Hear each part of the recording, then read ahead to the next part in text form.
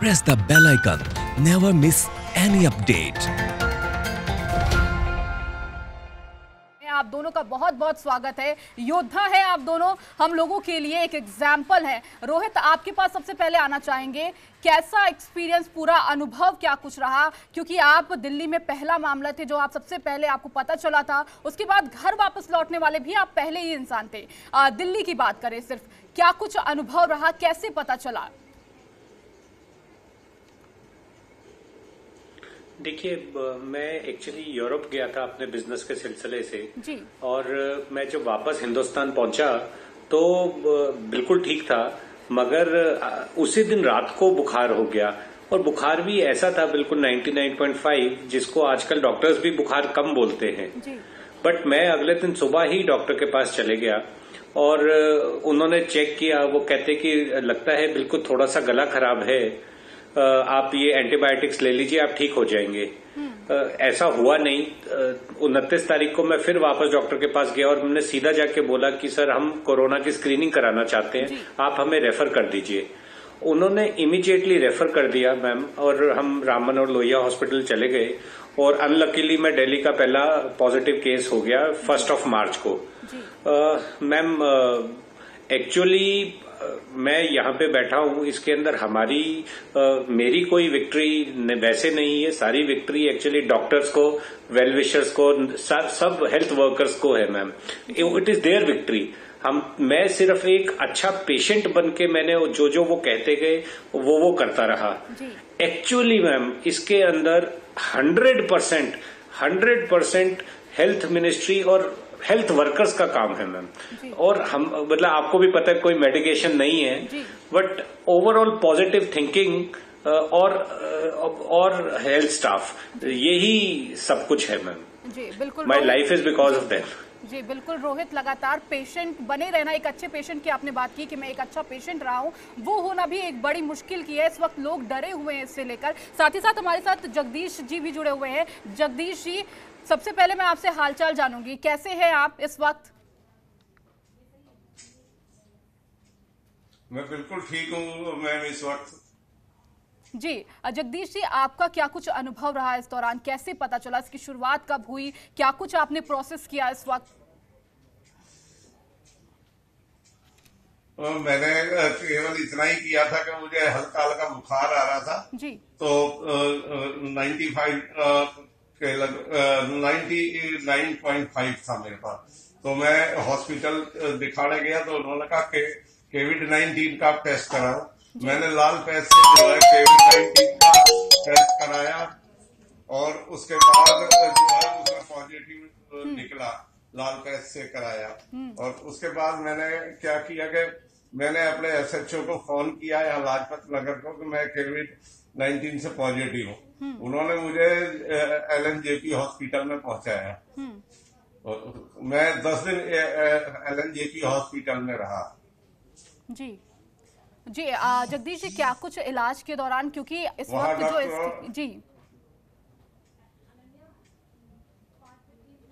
नहीं, बहुत अच्छा इलाज, और LNJP के डॉक्टरों ने बड़ी मेहनत करी और मैं उनका बहुत शुक्रगुजार हूँ कि उन्होंने जो है मुझे 4 दिन तो मैं A6 वार्ड में रहा, फिर उन्होंने बदल के मुझे प्राइवेट वार्ड में कर दिया, जहाँ बहुत अच्छा इंतजाम था। जी रोहित जी, लगातार आप जैसे स्थिति आप देख रहे होंगे, खुद अपनी आंखों से देख रहे होंगे, लगातार संख्या में इजाफा हो रहा है, कोरोना के मामले लगातार बढ़ रहे हैं और जो डर है वो लगातार लोगों के अंदर बढ़ता जा रहा है। कोरोना से ज्यादा लोगों के अंदर खौफ हो गया है कि कहीं मुझे कोरोना तो नहीं। उससे लेकर आप लोगों को क्या कहना चाहेंगे, दर्शकों को क्या कहना चाहेंगे, क्योंकि इसका खौफ बहुत ज्यादा हो चुका है इस वक्त?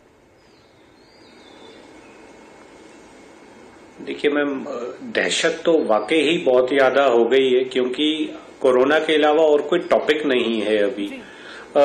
मैम, मैं और साहब आपके सामने हैं। देखिए, हम लोग ठीक होके वापस आए हैं। ऐसा नहीं है कि आप वहां पे जाके आप डेथ बेड पे होंगे। आप अगर प्रिकॉशंस ठीक रखेंगे, जिसमें मैम आजकल गवर्नमेंट भी कह रही है कि योगा प्राणायाम बहुत हेल्प कर रहे हैं। आप प्रिकॉशन रखें, आप घर से बाहर ना निकलें और आप अपना मैम, और अगर खुदा ना खास्ता, भगवान की मेहर चाहिए, बाकी तो अगर हो भी जाता है तो आप उससे लड़िए। अब तो मैम मैं पहला था लोगों को थियोरिटिकल नॉलेज थी, मगर अब तो मैम प्रैक्टिकल नॉलेज है सबके पास। डॉक्टर्स को पता है क्या करना है। जी जी जी मेरे हिसाब से पॉजिटिविटी और प्रिकॉशंस, ये दो इम्पोर्टेंट मंत्रास हैं। बिल्कुल, पॉजिटिविटी और आपको जितने भी हो सके डरने की जरूरत नहीं है, सकारात्मक रहे, नकारात्मक मत हो और लगातार कोशिश रहे कि लोगों से सावधान रखें, दूरी बनाए रखें। जगदीश जी, आइसोलेशन वार्ड को लेकर तमाम भ्रांतियां होती है, लोग डरते हैं कि पता नहीं कैसा आइसोलेशन वार्ड होगा, क्या कुछ वहां पर इंतजाम होंगे, कई सारी चीजें, कई सारी तस्वीरें भी हमारे सामने आती रहती है और लोग डर कर हॉस्पिटल से भाग जाते हैं। आपसे जानना चाहेंगे आइसोलेशन वार्ड के बारे में, ताकि लोगों का जो डर है वो निकल सके। नहीं, आइसोलेशन वार्ड बहुत अच्छी जगह है। पहले मुझे जो A6 वार्ड में ले गए थे, वहां भी सारी सुविधाएं थी, लेकिन वहां थोड़ा सा भीड़ ज्यादा थी। लेकिन फिर उसके बाद मुझे जो उन्होंने उसमें प्राइवेट वार्ड में किया, वहां मैं अकेला था और मैं 10 दिन वहां अकेला रहा। तो वहां बहुत अच्छा इंतजाम कर रखा है सेंट्रल गवर्नमेंट ने और दिल्ली गवर्नमेंट ने। जी जी, रोहित जी, आपसे भी जानना चाहेंगे आइसोलेशन वार्ड के बारे में, क्या कुछ एक्सपीरियंस रहा वहां पर?